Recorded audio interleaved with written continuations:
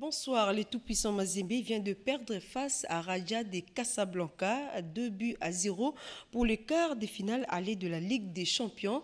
Le match retour se jouera à Lubumbashi dans une semaine. Madame, Messieurs, bienvenue à cette édition du Journal du Soir, une édition qui démarre par ses traditionnels conseils de ministres qui est à sa 29e session. Conseil de ministres qui a passé à peine fin la situation politique, sécuritaire et socio-économique sur l'ensemble du territoire national. C'est le chef de l'État, Félix-Antoine Tshisekedi, qui a présidé ce vendredi la dite réunion tenue à la Cité de l'Union africaine. Reportage. Tradition respectée ce vendredi 28 février 2020. La réunion hebdomadaire du Conseil de ministres a bien eu lieu à la Cité de l'Union africaine. Aux côtés du président de la République, Félix-Antoine Tshisekedi, le Premier ministre Ilunga Ilunkamba et tout son gouvernement. À l'ordre du jour, 5 points essentiels, parmi lesquels la communication du chef de l'État, des points d'information, l'approbation d'un relevé de décision du Conseil de ministres et l'examen et adoption de dossiers et projets de texte. Au total, 9 dossiers sont passés sous examen au cours de cette réunion. On y trouve par exemple la signature de l'acte de validation du contrat de la révision de prescription de gestion devant régir l'exploitation sécurisée du gaz méthane du lac Kivu. La décision de la conférence de l'Union africaine sur l'opérationnalisation de la zone de libre-échange continentale africaine et la nécessité de stratégie nationale de mise en œuvre en RDC figure également parmi les dossiers traités. Sur le plan social, le Conseil a également tablé sur la demande de financement des études de faisabilité détaillées et des mises à disposition de terrain pour la construction de 24 000 logements sociaux dans le pays sur une période de 3 ans à partir de 2020. La réunion de ce vendredi a également fait un état des lieux du processus de mise en place de la zone économique spéciale pilote de Maluku et perspective. Un projet de loi a été soumis à examen et adoption par le Conseil de ministres. C'est celui autorisant la ratification par la République démocratique du Congo à la Charte africaine de droits de l'homme et de peuples relatifs aux droits de personnes handicapées en Afrique. Quelle suite donc le Conseil de ministres a-t-il réservé aux différents dossiers ? Seul un compte-rendu du porte-parole du gouvernement peut en dire long. Kinshasa est en phase d'accueillir le jeu de la francophonie sur le terrain. Le préparatif va au bon train. Déjà, le diplomate des pays francophones s'est réuni autour du ministre d'État, ministre de la coopération internationale, intégration régionale et francophonie pour une concertation à ce sujet. Reportage. C'est dans le cadre de son action de plaidoyer en faveur de la francophonie et de ses valeurs que le groupe des ambassadeurs francophones s'était retrouvé autour du ministre d'État, ministre de la coopération internationale, intégration régionale et francophonie, maître Pépin Guillaume Monjoulou. Ce, en compagnie de son vice-ministre. Objectif, faire le bilan des activités menées et d'échanger sur les prochaines activités à mettre en œuvre, parmi lesquelles la célébration du cinquantenaire de la francophonie à partir de juin 2020, où une grande activité festive aura lieu en République démocratique du Congo en cette même date. Il s'agit d'un concert urbain auquel prendra part plusieurs personnalités de l'organisation internationale, la francophonie, dont notamment la secrétaire générale, la francophonie Louise Mushikiwabo. À cette réunion de travail s'est également ajouté l'état des lieux des préparatifs de la 9e édition des Jeux de la francophonie de 2021 en République démocratique du Congo, ainsi que l'apport des États francophones à la réussite de cet événement. Nous avons donc été assez édifiés par le ministre qui a donné suffisamment d'informations à notre endroit et qui a exactement demandé également notre contribution à toutes ces activités. Concernant les financements de toutes ces activités, déjà, plusieurs partenaires se sont engagés à accompagner la République démocratique du Congo. Entre-temps, le budget global est en cours d'élaboration. Le 16 mars 2020 est la date retenue pour la tenue des travaux de la 36e session du Conseil national du travail. Ces assises auront lieu à Kinshasa et ces délégués commis à cet établissement public sont en travaux préparatoires. Ces derniers évaluent le matière des arriérés de 2 dernières sessions. Suivez. Les travaux préparatoires de la 36e session du Conseil national du travail qui se tiendront du 16 au 21 mars 2020 ont entamé ce vendredi 28 février leur vitesse de croisière avec l'examen et débat sur les matières des arriérés des 2 dernières sessions du CNT. Les discussions ont été focalisées sur les matières proposées par l'intersyndicale nationale du Congo, le gouvernement et les bancs de travailleurs. Tous veulent avoir une approche globale en vue de réussir la 36e session du Conseil national du travail. Objectif, offrir aux Congolais de meilleures conditions de travail.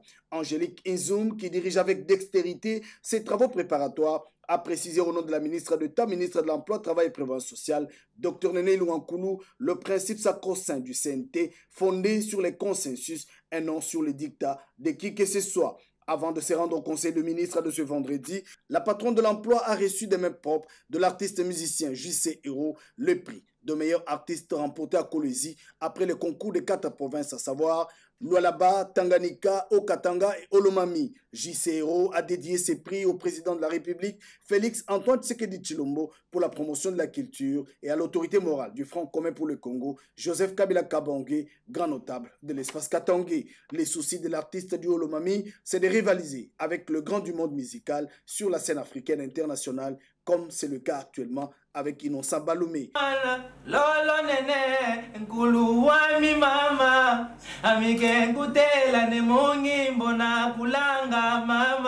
Très attentif, Dr Néné Louankoulou a promis tout son soutien pour la réussite de son concert qu'il projette le 22 mars 2020 à Kamina dans la province de Olomami. Pour Néné Louankoulou, c'est la consécration de sa carrière musicale. Dans la province de la Mongala, on tend vers la création d'un guichet unique, décision du gouvernement de la République pour mettre fin à la hausse des prix des marchandises qui passent par la route Bandundu-Kinshasa. Celle-ci ressort de la réunion qu'a présidé le vice-premier ministre de l'Intérieur sur la multiplicité des barrières érigées sur les tronçons Kinshasa-Mongala. Reportage Animbalaka et Nadine Yango. Retombées positives de ces différentes descentes dans le marché de Kinshasa. Bientôt, la situation de barrière sur les tronçons Kinshasa-Mongata sera décomptée. Sur l'instruction du chef de l'État, Félix Antoine Tshisekedi Tshilombo, la ministre de l'économie nationale, Kassia Bandoubola, accompagnée du gouverneur des provinces Kinshasa, Jontini Ngobilambaka, se sont retrouvés aux côtés du vice-premier ministre au ministre de l'Intérieur, Gilbert Kakondé, pour la création d'un guichet unique des perceptions des taxes au niveau des Mongata. Prévalait donc des Mongata, là où il y a une multiplicité donc des services qui percevaient des taxes, et nous avons décidé ici, sauf les services habilités à percevoir des taxes qui vont rester à cet endroit-là. Les autres services vont devoir quitter tout simplement ce lieu. Toutes les barrières vont sauter. Il ne restera qu'un checkpoint pour percevoir les taxes en un seul guichet unique. Ils ont initié ces différentes descentes pour palper du doigt le phénomène des hausses de prix. Kassia Bandoubola s'est dit satisfaite des mesures prises pour le bien-être des Congolais. Et aujourd'hui, je suis très satisfaite de la réalisation de ces actions du gouvernement. Et je suis très satisfaite également du fait que le gouvernement a réagi très rapidement à notre proposition pour lever les barrières et permettre une fluidité du commerce au niveau intérieur. Il s'est de noter que la surchauffe des prix de biens de première nécessité sur le marché préoccupe la ministre de l'économie nationale qui ne ménage aucun effort pour trouver des solutions idoines. Il s'est tenu dans la capitale la 4e réunion du comité de pilotage des fonds des femmes pour la paix. Cette réunion a été présidée par le vice-premier ministre du plan, Élisée Minembwe-Noudi, Yvette Makoutima. Les partenaires au développement invités par l'ONU Femmes aux côtés de membres du gouvernement ont participé à la 4e réunion du comité de pilotage du Fonds des femmes pour la paix et l'action humanitaire. Une séance de travail qui a permis aux parties prenantes à cette rencontre de pouvoir évaluer la proportion des bénéficiaires de ces fonds destinés à sauver des vies des populations dans différentes provinces de la République démocratique du Congo. Seigneur, toi qui connais mon âme, telle mère, telle fille, dit-on, Ruth Missamou, chanteuse chrétienne, incarne les valeurs de sa maman, décédée il y a quelques années, la célèbre Marie Missamou. Cette jeune chanteuse du gospel a été reçue par la patronne du genre à quelques heures du lancement des activités liées à la célébration de la Journée internationale de la femme, le 8 mars. Hormis les activités marquant la promotion des droits de la femme, l'hôte de Béatrice Loméa Atilité a confié ses différents projets à celle qu'elle a appelée maman. On a évoqué plusieurs sujets et en gros, mon message est centré sur la foi, avoir la foi dans tout ce qu'on entreprend, dans tous les domaines.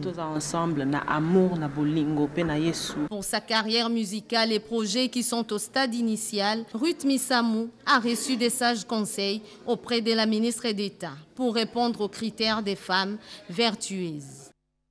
Les organisations nationales, étatiques aussi bien internationales se sont réunies pour entamer les travaux du Forum humanitaire Langer et d'évaluer les méthodologies employées dans les réponses humanitaires et les types de coordination exploitées. Suivez ce qu'a été la cérémonie du lancement de ces forums.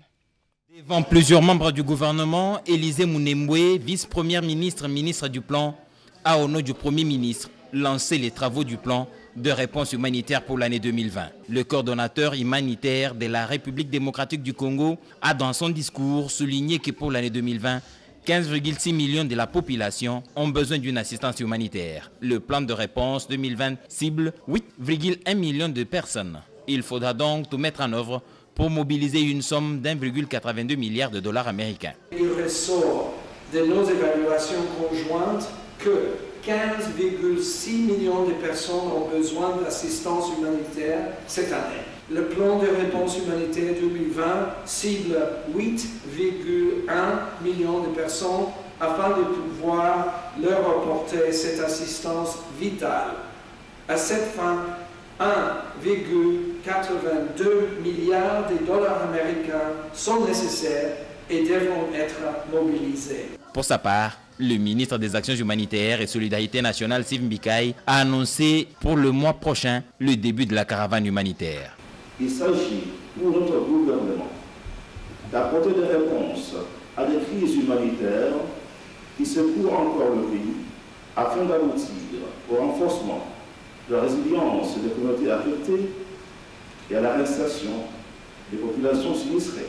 Steve Mbikaï a également parlé des objectifs poursuivis par ce plan de réponse humanitaire 2020. Les soldes des militaires décédés perçus par leurs veuves et enfants dans la ville d'Igoma sont retenus à la source et leurs ressortissants du Nord Kivu déplorent cette attitude liée au non-accès des émoluments de ces militaires décédés. Ils ont délégué un de leurs, Josué Moufoula, qui a été reçu par le ministre et délégué à la Défense pour expliquer cette situation plus qu'inquiétante. Suivez. On n'étudie plus. Les autres sont devenus enfants de la rue et nous n'avons pas de maison. Nous dormons à la belle étoile. Cela fait exactement 6 ans que nous vivons dans cette situation. Incompréhensible pour ces veuves et enfants des militaires de la ville de Goma qui crient au scandale les faits de voir les soldes, du moins une partie du solde de leurs époux et parents décédés retenus à la source, 30 000 francs au lieu de 130 000 comme d'ordinaire. Pour tirer cette situation au clair, l'élu de Goma, Josué Moufoula, a soumis les dossiers auprès du ministre délégué à la Défense. Il y a quelques enquêtes déjà qui commencent dès aujourd'hui et il a instruit bien entendu certaines personnes de ses services. Et donc il y aura une réunion très bientôt avec le secrétaire général de la Défense et nous pensons que nous allons bien entendu trouver des solutions à ces problèmes-là. Nous ne pouvons que rassurer ces veuves militaires et enfants de militaires dont les salaires sont détournés et nous pensons que le ministre s'engage à trouver une solution idoine et ils seront satisfaits par rapport à leurs préoccupations. Une situation suivie de près par les ministres délégués qui envisagent effectuer une descente sur place. L'élu de Goma, qui est tout le temps avec sa base, tient à ce que, une fois la filière débusquée, que la loi s'applique pour servir d'exemple. La Commission nationale des droits de l'homme, CNDH, a ouvert sa session de février 2020, un moment propice pour le président de cette institution de faire le point sur la situation des droits de l'homme en République démocratique du Congo. On l'écoute au micro de Cédric Kenina. Comme vous le savez, au mois de mars, la CNDH va présenter son rapport sur les activités selon les exigences de la loi. Et la CNDH est appelée à présenter la situation des droits de l'homme dans notre pays. Et comme vous le savez aussi, c'est depuis le 24 qu'il y a eu ouverture de la session au Conseil des droits de l'homme. Donc d'ici le 8, je serai déjà à Genève pour présenter mon rapport alternatif au Conseil des droits de l'homme. J'ai bien démontré que depuis la prise du pouvoir par le président Tshisekedi, à travers l'alternance démocratique, nous avons noté des avancées dans le secteur des droits de l'homme. Et nous avons énuméré toutes les avancées sur le plan des droits civils et politiques, droits économiques, sociaux et culturels, droits collectifs et droits catégoriels. Mais aussi nous avons présenté les défis qu'il faut relever. Et c'est au niveau des défis que nous avons martelé. Pourquoi? Parce que ce qui est bien fait, on a déjà apprécié. Mais il faut maintenant tourner le regard sur ce qu'il faut faire. Donc il faut relever les défis. Et les défis sont nombreux. Donc raison pour laquelle nous avons interpellé les autorités qui interviennent dans la promotion et la protection des droits de l'homme d'améliorer la situation des droits de l'homme dans notre pays.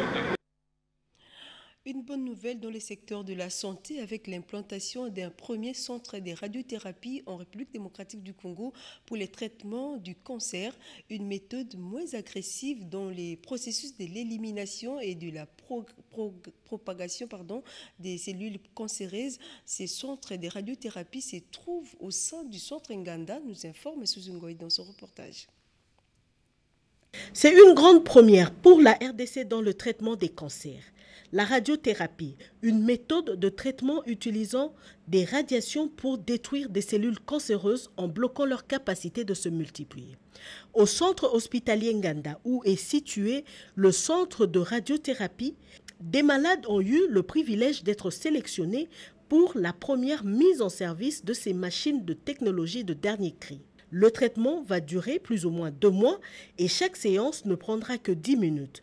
Une méthode moins agressive dans le traitement des cancers. La radiothérapie est un traitement moins agressif. On ne fait pas de chirurgie, il n'y a aucun geste invasif. Il y a quelques effets secondaires, mais ça n'a rien à voir avec ce que vous pouvez imaginer au niveau du traitement de la chimiothérapie.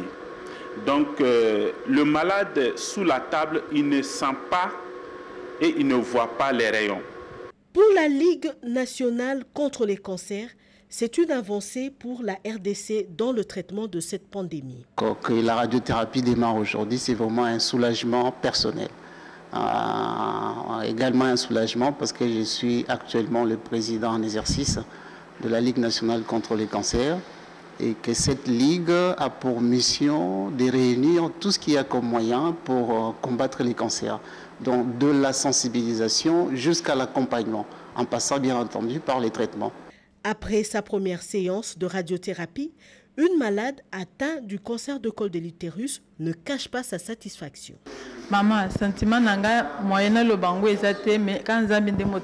J'ai du mal à exprimer ce que je ressens, que Dieu se souvienne du docteur Soulou. Notons que le centre de radiothérapie sera inauguré le 8 mars, journée dédiée à la femme qui est également touchée par le cancer, particulièrement celui du sein et du col de l'utérus. Toujours dans ces secteurs, pour vous dire que les nutritionnistes et les diététiciens congolais réfléchissent sur l'avenir de leur métier. C'était dans un atelier d'échange et de partage d'expériences qu'ils ont organisé ici dans la capitale. Serge Mata.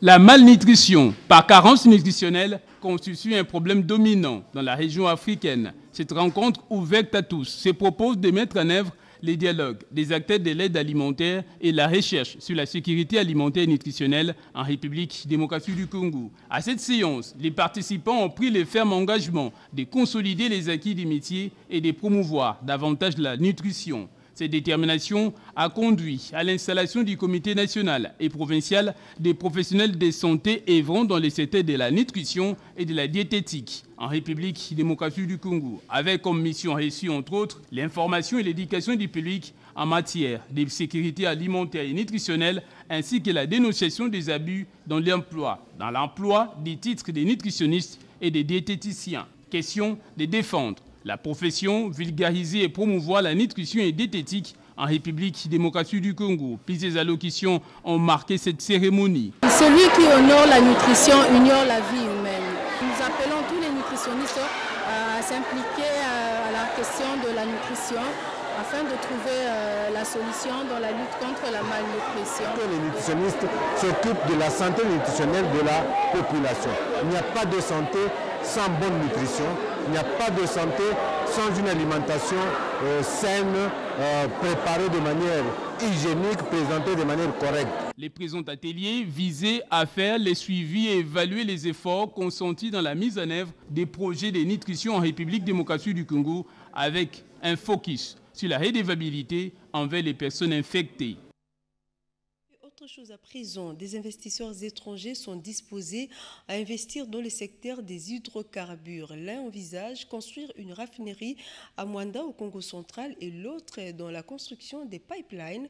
Deux délégations au ministère des hydrocarbures pour faire part au ministre Mouhima de leur projet d'investissement suivi. Déjà opérationnel dans quelques pays d'Afrique, la compagnie Retroy vient d'afficher ses ambitions pour la RDC. Après la Zambie, le Zimbabwe et le Botswana, la firme est disposée à doter notre pays des pipelines qui vont désengorger le pays dans l'acheminement du pétrole. Cette démarche justifie l'entretien que le ministre d'État, ministre des Hydrocarbures, a eu avec la délégation de cette entreprise précitée. En attendant la phase des formalités administratives, IREM France veut installer une raffinerie à Mwanda dans le Congo central. Avec sa capacité de production de 10 000 barils par jour, les Congolais sont assurés d'une offre d'emploi très intéressante. C'est le message que la délégation des IREM a transmis au patron des hydrocarbures de la RDC, Ribens Mikindo Mouhima. Les deux délégations se sont dit satisfaites de l'attention que le ministre d'État, ministre des hydrocarbures, a accordée à leurs différents projets de haute portée sociale. Le premier salon e-commerce a vécu à Kinshasa une occasion de faire connaître les avantages de ces systèmes numériques très peu connus dans les chefs des Congolais. C'est le directeur du cabinet du ministre de PTNT qui a présidé l'ouverture des 10 travaux. Reportage. L'appel du ministre des Postes, Télécommunications et Nouvelles Technologies de l'Information et de la Communication, Augustin Kibasa Maliba, aux investisseurs dans les domaines des nouvelles technologies de l'information et de la communication pour la concrétisation de sa politique, celle de faire de la transformation digitale des services administratifs de la RDC, son cheval de bataille, fait déjà bousculer bon nombre des investisseurs. Le chargé des affaires économiques de la société Orange Corner Africa a rencontré ce jeudi 27 février 2020 le ministre Augustin Kibasa Maliba pour discuter autour de la possibilité pour cette entreprise de propulser les startups congolaises. Théodore Clouvas a, au cours de leurs échanges, annoncé le lancement du programme d'entrepreneuriat de jeunes dans les prochains jours. Le but est de soutenir les jeunes Congolais qui ont des idées innovatrices et de renforcer de manière optimale la création et l'approbation de l'écosystème entrepreneurial congolais. Orange Corner Africa, qui est déjà installé dans divers pays d'Afrique et d'Europe, veut se joindre à la RDC pour offrir aux jeunes entrepreneurs congolais l'opportunité de suivre une formation au Royaume des Pays-Bas pour démarrer et développer leurs startups. Pour sa part, Augustin Kibasa Maliba, ministre des PTNT, a salué cette initiative et a promis son implication pour la réalisation de ces projets. Dans quel état se trouve le parc agro-industriel de Bukangalonzo? Eh bien, pour avoir le carnet, le ministre de l'Agriculture s'est rendu personnellement dans la province du Kwango, où se situent ces domaines agricoles censés alimenter la capitale en produits vivriers. C'est sur instruction du Premier ministre Sylvestre Ilunga Ilukamba que le ministre de l'Agriculture, Jean-Joseph Kasonga Mukuta, a effectué cette visite d'inspection dans les parcs agro-industriels de Bukangolunzu, où poussent les maïs devant fournir la capitale Kinshasa et ses environs en produits vivriers. Un espace de près de 50 km² où le ministre de l'Agriculture a pu s'imprégner aussi des défis à relever et des acquis à consolider, question d'assurer la sécurité alimentaire de la population congolaise. Sur place, Jean-Joseph Kasonga Mukuta a été désagréablement surpris de constater que ce parc est à l'arrêt. Les engins agricoles immobiles, aucune production n'est réalisée sur place. Les appondeurs Pimpanef a abandonné dans des entrepôts des milliers de tonnes d'engrais chimiques mal protégés et abîmés par les intempéries. Dès là, le ministre de l'Agriculture a eu des échanges avec les autorités coutumières de la place. Je suis déçu que des installations d'une telle valeur soient abandonnées dans la brousse. Je comprends la décision du Premier ministre qui m'a demandé de venir ici. Nous allons faire tout pour relancer cette exploitation. Il va de l'intérêt de la République et de l'intérêt de nourrir nos populations.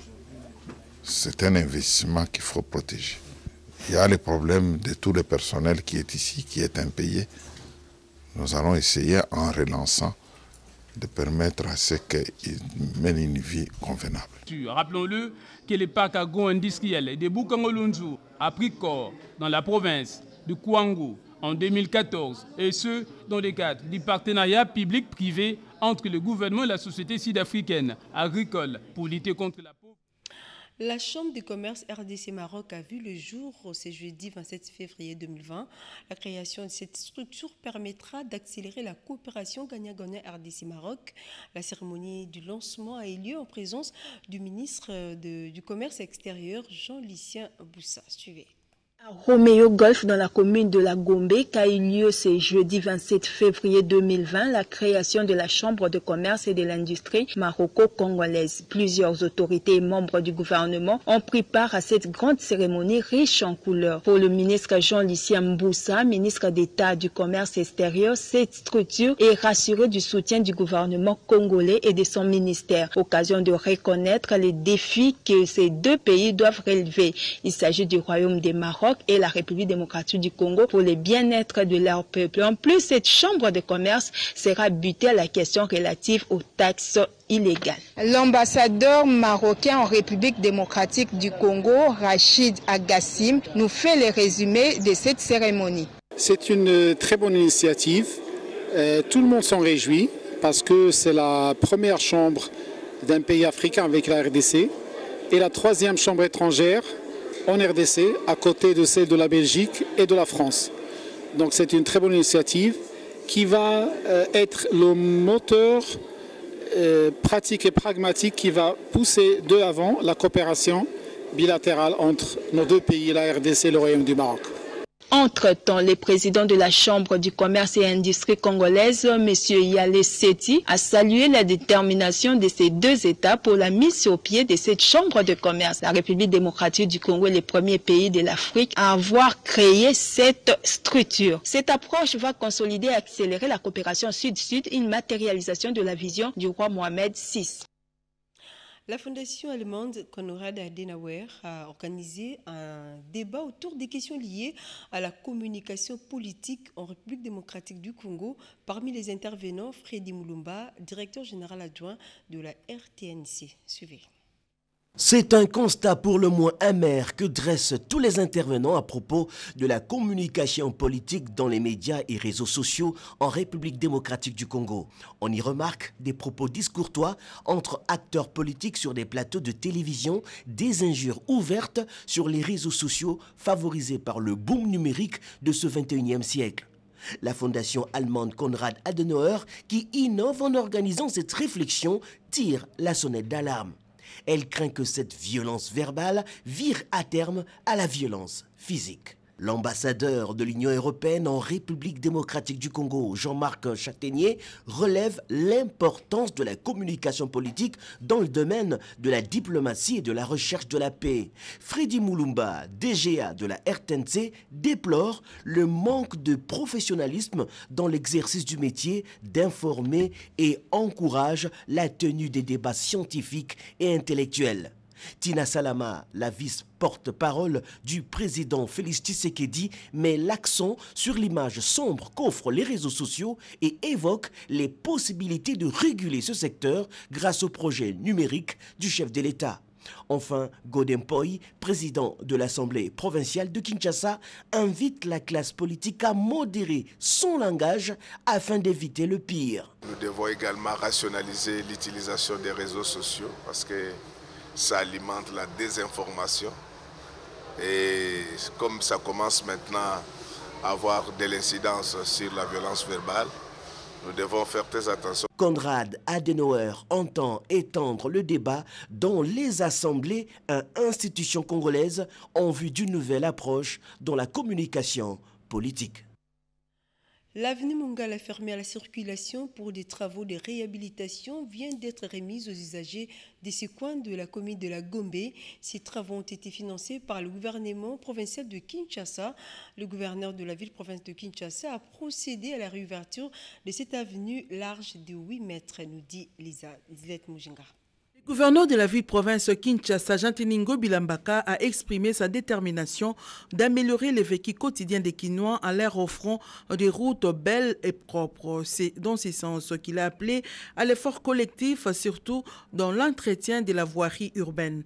Pour l'avenue Mongala, nouvellement réhabilitée, le premier citoyen de la ville de Kinshasa a invité les riverains et d'autres usagers à utiliser à bon escient les poubelles, les gazons et palmiers royaux plantés aux abords. Certes, les services de la ville peuvent s'en occuper, mais le sabotage n'est nullement tolérable, a-t-il souligné. L'autorité urbaine a annoncé la création d'une régie d'hygiène et d'assainissement qui sera chargée d'inspecter les parcelles et leurs désaventures pour que tout pollueur puisse payer des amendes. Invité à cette cérémonie, l'ambassadeur d'Italie à RDC qui a félicité les autorités de la ville pour leur disponibilité de répondre aux attentes de la population. Juste après, le gouverneur de la ville-province Kinshasa a inspecté les travaux de construction de la route Elengesa, cette voie qui doit déboucher sur la route Bypass dans la commune de Mongafula. Au terme de sa visite, il s'est dit satisfait de l'évolution des travaux. À la population du coin, venu l'accueillir avec pompe, il a promis l'éclairage public sur cette route pour limiter les banditismes. Ici, de rappeler qu'à ces jours, la société Adiconstruct qui exécute les travaux a déjà réussi à asphalter les tronçons allant du marché Mariano à la place Ngunza. Les fonds de promotion de l'industrie FPI s'est réjoui de la remise à flot d'un bac grâce à son appui financier. Suivez. Un deuxième lot de barges des établissements Maliland Nzende Congo vient d'être mis à flot sous l'œil vigilant du directeur général Kitebi Kibolmvoul et de son adjoint Boniface Kazembe. Une barge de 500 tonnes et d'une allège de 200 tonnes dans le but de booster le secteur de transport fluvial. Pour le promoteur des établissements Maliland Nzende, Olivier Bieler, il vient de concrétiser la promesse faite à la population du Kasaï d'ouvrir une autre ligne par la voie fluviale Kinshasa-Mbujimaï à partir du port d'Ndomba. Ces barges vont emprunter les rivières du Kasaï par Sankuru et Loubi, un projet salutaire pour les habitants du centre du pays enclavé qui se verront desservis en produits manufacturés à domicile.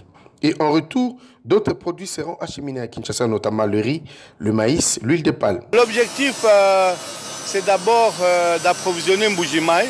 Le projet pilote, c'est d'approvisionner Mbujimaï d'une manière régulière pour faire descendre les prix et pour amener vraiment de grandes quantités de carburant, de farine, de sucre, de ciment, etc. pour faire baisser les prix à Mbujimaï. C'est vraiment ingénieux. Les résultats, aujourd'hui, ce n'est que la mise à l'eau, mais les résultats, rendez-vous dans un mois et demi à Mbujimaï. Et vous verrez l'impact. Il y aura vraiment un grand impact parce que nous, avec des bateaux, quand on amène, c'est 1000, 2000, 3000 tonnes. Ce n'est pas comme un camion qui arrive avec 10 tonnes ou 15 tonnes. Nous, c'est de très grandes quantités. Donc, on va envahir le marché de Mbujimaï et Kananga aussi. Le Fonds de promotion de l'industrie a financé Maliland Nzende à hauteur de $1 million dans le cadre du projet en appui au secteur des transports fluvial en République démocratique du Congo par la construction de 4 barges d'embarcation fluviale. Nous allons nous rendre dans les Haut-Katanga, dans le cadre des activités liées à la francophonie. Lubumbashi va abriter du 4 au 7 mars la 8e Assemblée générale des pays des Grands Lacs. Les préparatifs dans ces reportages de nos confrères de la RTNC Haut-Katanga. Lubumbashi, deuxième ville de la République démocratique du Congo, abritera du 4 au 7 mars prochain la 8e Assemblée générale des autorités locales des pays du Grand Lac. Un forum de portée internationale qui réunira le maire de villes francophones ainsi que de la Zambie, de l'Ouganda et de la Tanzanie. Cette information était annoncée le jeudi 20 février 2020 au cours d'un point de presse que le maire de Lubumbashi, Guylain Robert Lubaba Boulouma, a animé à l'hôtel de ville de Lubumbashi. Pour l'autorité urbaine, Toutes les couches de la population devront s'approprier cet événement vraiment important pour le développement de notre entité. Au mois de mars, à partir du 4 au 7 mars, il y a une grande organisation qui va se dérouler dans le cadre de l'Association internationale de maires francophones. C'est-à-dire nous allons recevoir les invités venant de pays de Grand Lac. C'est dans le cadre de la 8e Assemblée générale de la plateforme des autorités locales de Grand Lac. Pour sa part, Lauriane Kalombo-Mwewa, maire adjoint de Lubumbashi, a fait savoir que la ville de Lubumbashi demeure le gagnant de ces assises, d'autant plus que l'Association internationale de maires francophones a financé d'autres projets. C'est notamment le projet Lubumbashi 2030, un projet ambitieux qui consiste à reboiser la ville de Lubumbashi afin de lutter contre le réchauffement climatique. La ville avait déjà gagné. Nous avons le projet que nous avons eu de Lubumbashi 2030 sur le réchauffement climatique. C'est un très grand projet qui concerne pas seulement la ville de Lubumbashi, pas seulement le Congo, mais le monde entier. Et la ville de Lubumbashi, en organisant ça, va gagner aussi d'autres projets qui concernent le développement durable de la ville. Signalons par ailleurs que la réussite de ces forums dépend de l'implication de toutes les couches de la population, a fait savoir l'autorité urbaine. Voilà, mesdames et messieurs, nous recevons sur ces plateaux Monsieur Jean-David Okoloba. Il est secrétaire administratif de l'ISIPA. Bonsoir, Monsieur Jean-David. Bonsoir, madame. Voilà, vous êtes venu annoncer l'inauguration ce samedi 29 février de l'ISIPA Matete. L'ISIPA devient de plus en plus tentaculaire. Quel est l'objectif poursuivi par les autorités de cet établissement d'enseignement? Oui, effectivement, demain samedi, nous allons procéder à l'inauguration du nouveau bâtiment de l'ISIPA Matete. L'objectif pour nous, c'est de nous approcher de plus en plus de la jeunesse. C'est une politique de proximité que nous avons mise en place pour que nous puissions limiter les longs déplacements de nos étudiants. Actuellement, dans notre ville, particulièrement de Kinshasa, on connaît quelques soucis avec les moyens de déplacement. C'est ainsi que nous avons résolu de pouvoir nous approcher de nos étudiants afin de pouvoir justement limiter ces longs déplacements. C'est ça qui nous a poussé à pouvoir nous implanter à Matete. Mais bien plus, il y a également ces soucis de pouvoir désenclaver certaines zones qui ont été mal réputées depuis un certain moment. Quand vous prenez la commune de Matete, par exemple, d'aucuns pensent que voilà, la commune de Matete, c'est une commune de personnes qui ne sont pas civilisées, des personnes qui n'étudient pas. Nous voulons contredire cette thèse-là. C'est pourquoi nous nous implantons à Matete pour que l'image de ces coins puisse changer positivement. Voilà, Monsieur Jean-David, nous sommes déjà au mois de février. Les cours ont déjà repris. Vous le savez, comment ça va se passer avec les étudiants qui devront s'inscrire? Oui, il est vrai que les cours ont repris depuis quelques 2 mois, mais nous avons mis toutes les dispositions en place pour que nos étudiants qui vont s'inscrire à ISIPA Matete ne puissent pas connaître du retard. Vous savez, le plus important pour nous, c'est de respecter la réglementation du ministère de l'enseignement. Si le ministère préconise que pour les enseignements de première année, puisque nous allons commencer avec les classes de recrutement, il faut totaliser 1000 heures, nous assurons que nous allons le faire. Vous savez, à ISIPA, nous organisons 2 vacations, la vacation jour et la vacation soir. Mais pour nos étudiants qui vont aller étudier à Matete, nous n'allons organiser qu'une seule vacation. Question de pouvoir ne pas accumuler les retards. Donc, ils vont étudier du matin jusqu'au soir et nous allons mettre un système pour que nos étudiants, à la fin de l'année académique, qui puissent être au pas avec ceux qui ont commencé depuis le mois d'octobre. Est-ce que l'ISIPA compte apporter quelques innovations dans l'enseignement? Bon, les innovations, nous les apportons chaque année. Vous savez, nous avons l'habitude d'envoyer nos enseignants à l'étranger pour des formations. L'informatique, c'est une science qui est très évolutive. Oui. Lorsque vous n'êtes pas au pas de l'évolution scientifique en informatique, vous restez en reste. Passez-moi la répétition. Donc chaque année, il y a des nouveaux programmes, chaque année, il y a des nouveaux logiciels qui sont créés. Et voilà, ceux qui viennent chez nous constatent que voilà, nous avons un niveau qui n'a rien à envier avec ceux qui étudient en Europe. Donc rendez-vous est donné pour demain samedi à 10h pour l'inauguration de notre nouveau bâtiment. Merci, Monsieur Jean-David, d'être passé sur ces plateaux pour donner ces informations. Et voilà, fiscalité des hydrocarbures congolaises suivant les conventions du 9 et du 11 août 1969, sujet de la thèse du chef de travaux Mapotisa Mongo, thèse défendue devant les corps académiques de l'Université de Kinshasa en vue d'obtenir le titre de docteur en sciences économiques. Reportage Grace Maoso. Investir dans les énergies renouvelables, hydroélectricité, dont la République démocratique du Congo dispose d'importantes potentialités pour substituer aux énergies d'origine fossile. Développer les compétences nationales pour une promotion professionnelle et autres sont là quelques pistes de solutions proposées au gouvernement congolais par le chef des travaux Mapotisa Mbongo Monga Molayi de l'Université de Kinshasa, qui a soutenu la thèse intitulée « Fiscalité des hydrocarbures congolaises suivant les conventions du 9 et du 11 août 1969. Pour cet homme de sciences, cette recherche vise l'optimisation du rendement de la fiscalité des hydrocarbures congolaises par la mobilisation accrue des recettes fiscales et non fiscales sous contrainte de la rentabilité garantie pour les sociétés exploitantes. Ce brillant exposé lui a valu une note de satisfaction du jury avec la mention « Grande distinction ». Avoir des ressources naturelles, c'est une chose, mais en transformer en ressources financières, c'est une autre. Ce que la population attend, ce n'est pas de boire le pétrole brut. C'est à partir de l'exploitation du pétrole brut, tirer des ressources financières pour améliorer le niveau de vie de la population. Parce que le pétrole qu'on exploite aujourd'hui n'est pas l'apanage de cette génération que nous sommes. Ceux qui viendront 50 ans après, 100 ans après, ont droit aussi de jouir de ça. À d'autres chercheurs d'emboîter les pas pour enrichir la recherche dans ces secteurs. Et puis un communiqué nécrologique avant de boucler complètement cette édition des 22h. Le secrétariat général à la Défense informe les officiers, sous-officiers, gradés, soldats des FARDC du décès du colonel Mbonga Madjiboko Damien, décès survenu le 14 février 2020 à l'hôpital central de référence de Kintambo des suites d'une maladie. La levée du corps est prévue pour ce samedi 29 février 2020 et ce sera exposé au groupement des écoles supérieures militaires. L'animation interviendra ce dimanche 1er mars 2020 au cimetière sur le chemin du Paradis dans la commune de Mongafula, fait à Kinshasa le 28 février 2020 pour le secrétaire général à la Défense, directeur des ressources humaines, Ozi Oliché Jean Adolphe.